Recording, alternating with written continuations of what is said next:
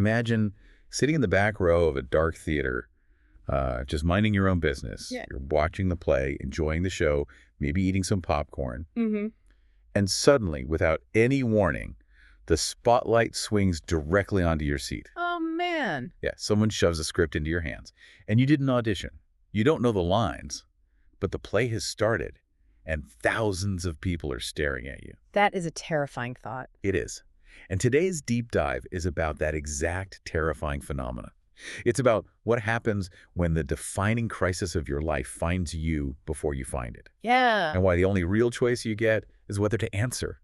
It is a really startling way to frame our own agency, or I guess our lack of agency when the chips are down. Right. Because we like to think we are the authors of our own stories. Oh, absolutely. We want to be the main character choosing the quest. Exactly. Charting a course toward our defining moments. But the materials we are synthesizing today, they suggest the exact opposite. The moment does the authoring.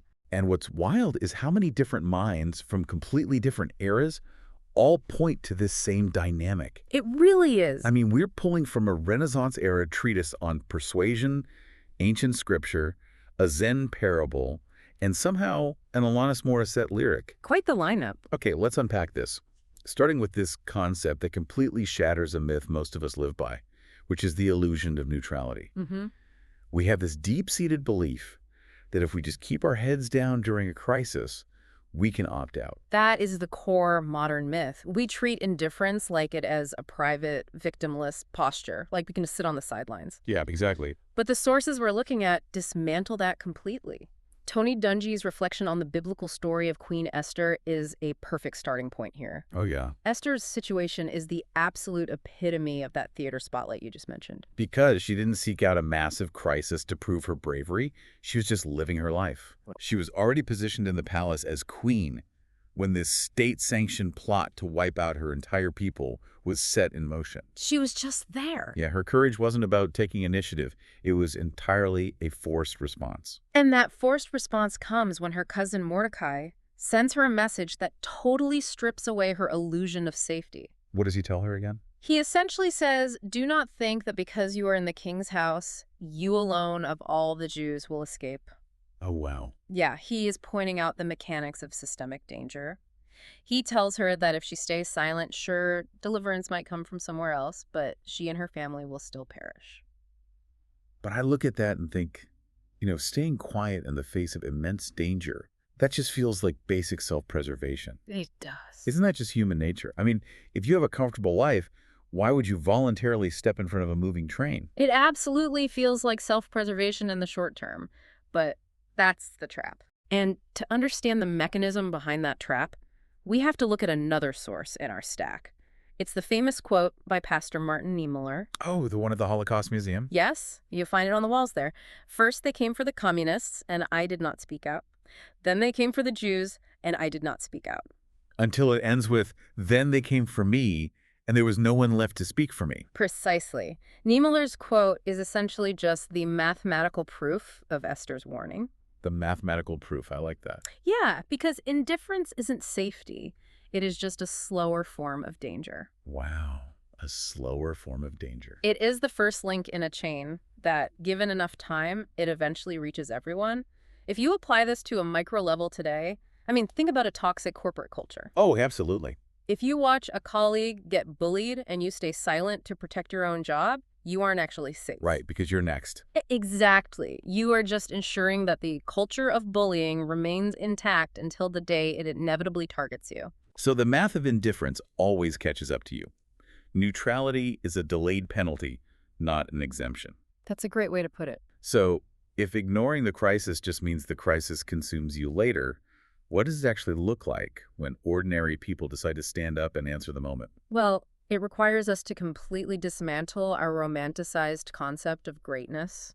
Oh, so? We tend to look backward at history and assume that the people who did extraordinary things were somehow genetically preloaded with heroism. Like they were walking around with a destiny tag on their collar from birth, just waiting for the history books to find them. That's the Hollywood version of history. But Georgia Ravling's meditation on the signers of the Declaration of Independence pushes back on that heavily. What does he say? He points out that these men pledged their lives, fortunes, and our sacred honor, Right. We call them founding fathers now, but at the time, they were essentially committing treason against the most powerful empire on Earth. Yeah, they were rebels. If they failed, they wouldn't get statues, right? They would get a hangman's noose and their families would be ruined.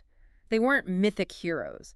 They were ordinary men standing inside a moment that demanded something terrifying of them. And Raveling traces this descent from the monuments down to total anonymity, doesn't he? He does. He goes from Washington and Lincoln down to the scared 19-year-old soldier landing at Normandy, the teacher quietly organizing in Birmingham during the Civil Rights Movement, the 9/11 firefighter rushing into a stairwell.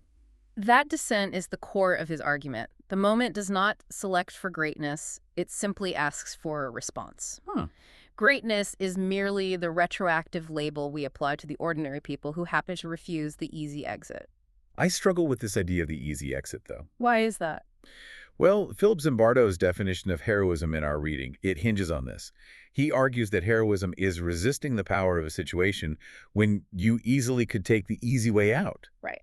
But in reality, the easy exit usually looks like feeding your kids and paying your mortgage. That's true. Can we really fault ordinary people for taking the path that just keeps their lives intact? Yeah. Doesn't answering that call require a lot more than just a noble sentiment or wanting to be a good person? That is a very fair critique. And good intentions alone are incredibly fragile. Yeah. And this is where Pavel Tsatsouline's concept enters the picture. It explains the mechanics of how we actually afford to act on our values. Afford to act on them. Okay. Tsatsouline points out that historical warrior cultures, whether it was Sparta, Rome, or the Knights of Europe, they worshipped strength. Just physical strength. Not just physical strength, but material, emotional, and psychological strength. Why?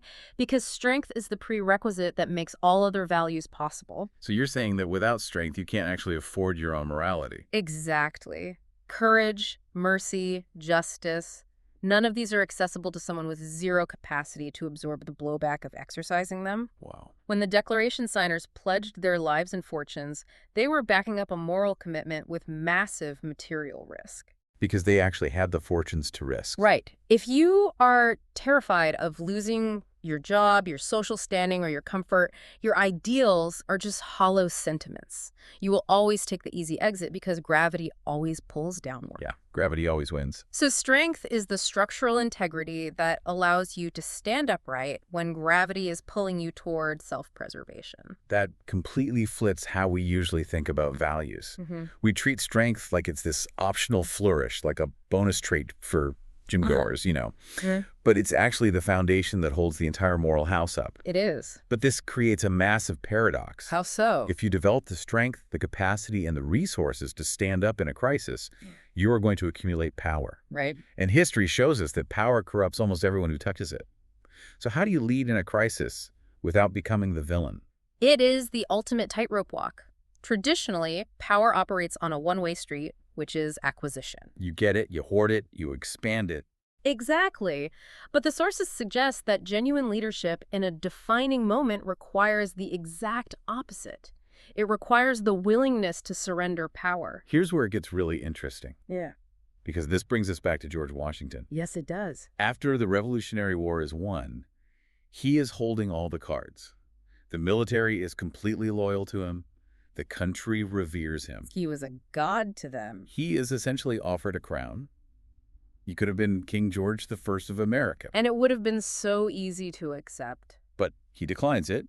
He hands his sword back to Congress and chooses to go home to Mount Vernon. Raveling calls this voluntary relinquishment of power one of the most remarkable acts of leadership in human history. It's hard to disagree. To understand the psychology behind why Washington could walk away from the ultimate dopamine hit of absolute power, we have to look at a fragment from Confucius included in the reading. Oh, right.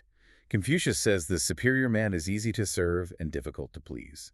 If you try to please him in any way which is not accordant with right, he will not be pleased. What's fascinating here is we often mistake integrity for stubbornness or rigidity. Like being inflexible. Exactly. But Confucius is showing us that integrity operates as a neurological and psychological filter. A filter. It filters out everything that isn't accordant with right, no matter how shiny or attractive it looks. And a crown is pretty shiny. A crown is incredibly pleasing to almost any human ego. But because a monarchy wasn't right for the republic they had just bled to build, it physically could not please Washington. His integrity filtered out a terrible idea. That filter is so vital because we have this incredibly dangerous habit of assuming that being part of a righteous cause automatically makes someone a good person. We do that all the time. We outsource our morality to our ideology. Yeah. And this is where Anthony de Mello's Parable of the Wolves completely shatters that romantic notion. It is the necessary shadow side of this entire deep dive. It proves that the moment doesn't purify you. Yeah, the parable goes like this. These passionate political activists come to a Zen master, completely convinced that their new ideology is going to change the world and wipe out corruption. Right. They are hyping up their righteous cause. And the next day, the master asks them a simple question. He says, if 1,000,000 wolves were to organize for justice, would they cease to be 1,000,000 wolves? It stops you in your tracks, doesn't it? It's chilling. 1,000,000 wolves organizing for justice just gives you a highly organized, highly effective pack of predators. Yes. It shows the dark side of that phrase for such a time as this. Because let us look at Haman, the villain in the Book of Esther, who orchestrates the genocide. A perfect example. He wasn't some outsider. He was the king's right-hand man. He was given the king's signet ring. He had immense institutional power. The moment found him, too. The moment found him, and he used it for absolute hatred. The mechanism here is amplification. The moment, the spotlight, the power, none of these things change who you are. They simply amplify what is already inside you. De Mello wolves are a warning that a just cause does not do the heavy lifting of morality.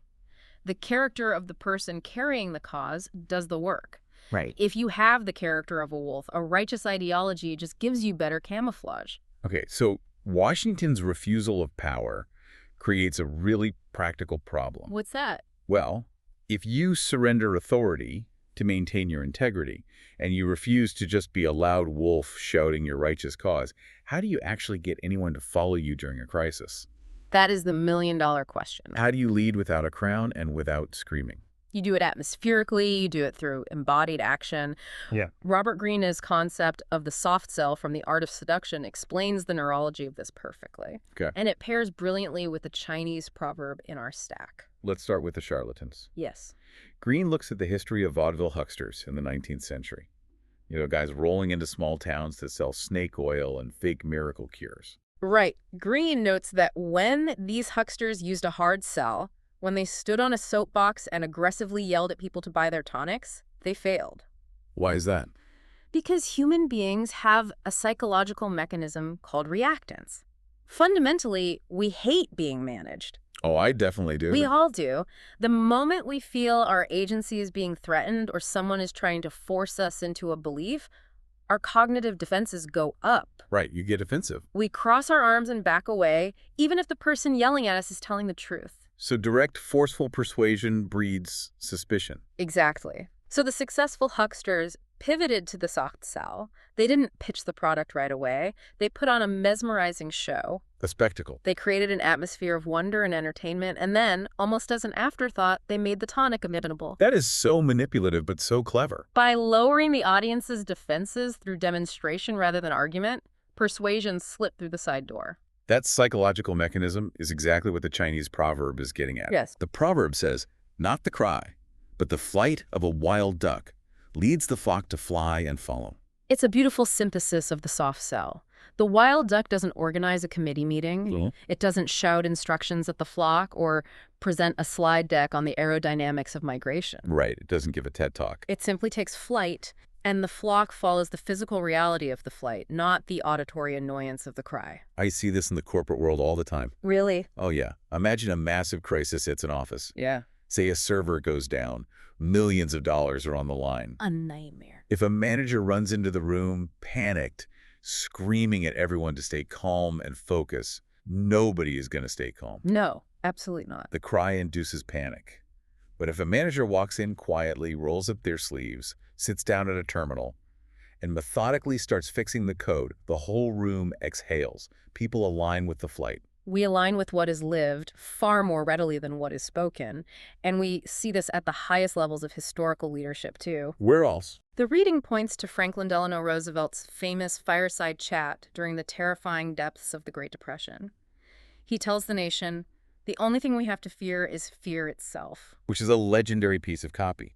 But Raveling argues it didn't work just because it was well written. It worked because FDR genuinely embodied it. Here is a man who is physically paralyzed by polio, projecting immense auditory and psychological stability to a financially paralyzed nation. That's a powerful image. He wasn't just asserting a conviction, he was living it in real time. The country could feel the structural integrity beneath the words. Yeah. If you assert a belief without embodying it, you invite resistance. But genuine embodiment is magnetic. So we've spent a lot of time talking about historical monuments and extreme crises. You know, Washington, FDR, Queen Esther facing a genocide. Big historical moment. But I want to bring this macro concept down to the micro level. What does this look like in daily, private life, far away from history books? Yeah. If the spotlight swings onto me on a random Tuesday, what am I actually supposed to do? If we connect this to the bigger picture, all of this, Washington relinquishing power, the ordinary citizens refusing the easy exit, the wild duck taking flight, it all boils down to one simple daily practice, which is custodianship. Custodianship, like Hey. guarding or maintaining something you didn't create. Yes. Ryan Holiday's reflection from the Daily Dad brings this right into our living rooms.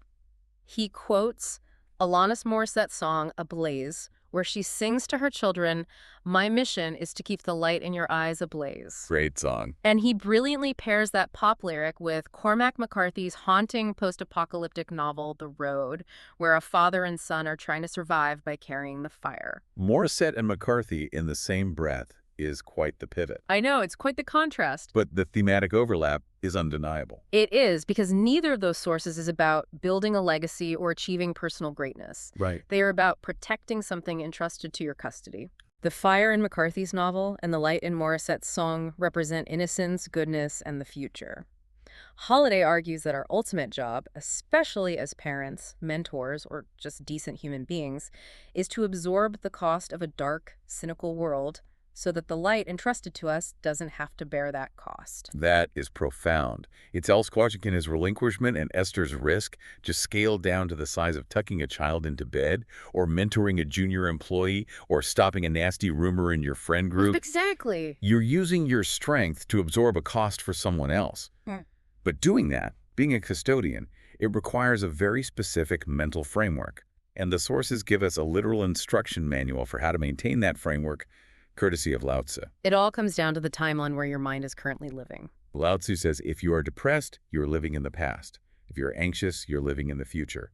If you are at peace, you are living in the present. It's so true. From a psychological standpoint, that makes perfect sense. Depression often stems from rumination, obsessing over precedent, past failures, or things we can't change. Anxiety is the anticipation of consequence, paralyzed by what might happen tomorrow. And you cannot answer the call of the moment if you aren't actually standing in the moment. Right. Esther couldn't act from the past, worrying about what happened to people who spoke up to the king before her. And she couldn't act from the future, paralyzed by the fear of her own execution. She had to operate entirely in the present tense. She only had now. And that is the biggest takeaway for everyone listening. You don't need to be staring down a world historic crisis or wearing a crown to apply this. The moment is never this abstract, cinematic event in the distant future. No, it rarely is. The moment is always whatever is sitting right in front of you today. It's having a hard conversation with a friend instead of ghosting them. It's answering an email with integrity. It's protecting the light in your kid's eyes after a hard day at school. The connective tissue running under every single source today is that the moment is always arriving right now, asking only what you will do with it. You don't get to choose the script, but you do choose the response. So what does this all mean? Let's distill all of this down. First, neutrality is a myth. Indifference is not a shield. It is a slow-moving danger that eventually consumes the bystander. Yes. Second, greatness isn't a genetic prerequisite. It is simply the retroactive name we give to ordinary people who build the strength to refuse the easy exit. Right. Third, having a righteous cause does not make you a good person. Your character has to do the heavy lifting. And true persuasion is lived through action, not shouted through a megaphone. The wild duck. Exactly. And finally, our ultimate job is custodianship, absorbing the cost for others, which can only happen when we operate in the present tense. It is a remarkable, cohesive framework for navigating life, pulled from wildly different corners of history. And as we wrap up this deep dive, I want to leave everyone with a final thought to mull over, building on the mechanics of self-preservation we discussed earlier. Okay. We established that taking the easy exit and staying indifferent is not actual safety. It is just Niemöller's math playing out in slow motion. The delayed penalty. So I'd ask you to audit your own life today. Look at your relationships, your workplace, your community. What is a specific situation right now where you are staying safely silent? Oh, that's a tough question. Where are you taking the easy exit to avoid friction? And consider this, how might that temporary comfort you feel right now actually be the slow, invisible danger that is quietly dismantling your integrity, your culture, or your future? Because remember, you might just be sitting in the audience enjoying the show, thinking you're safe in the dark. But the spotlight has already swung your way. The moment has already found you. The only choice you have left is whether to answer.